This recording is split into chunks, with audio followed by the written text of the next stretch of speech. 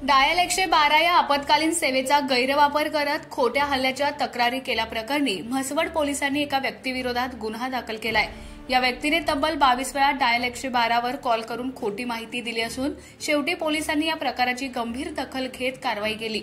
सदर घटनेबाबत म्हसवड पोलीस ठाण्यातून मिळालेली माहिती अशी की दिनांक 10 जुलै 2025 रोजी रात्री 9:15 ते 12:15 वाजण्याच्या दरम्यान मौजे शिवाजीनगर कुकुडवाड तालुका मान येथील आप्पासो बाबासो भोसले या व्यक्तीने डायल 112 वर फोन करून माझ्या आईने मला चाकूने मारण्याचा प्रयत्न केला असून ती पळून गेली आहे अशी तक्रार केली होती। मात्र घटनास्थळी पोहोचलेल्या पोलिसांनी चौकशी केली असता असे कोणतेही प्रकार घडले नसल्याचं निष्पन्न झालं।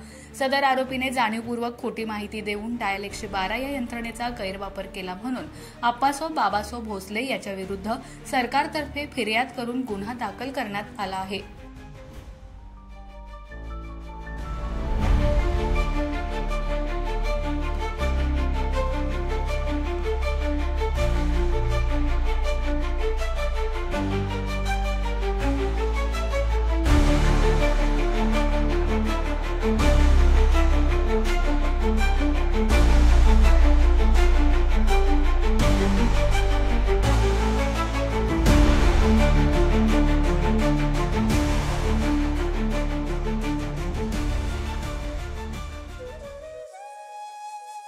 अशाच नवनवीन अपडेट्ससाठी आमच्या खबर गावाकडची या चॅनेलला सबस्क्राइब करा, आमचे व्हिडिओ लाईक करा आणि शेअर करा।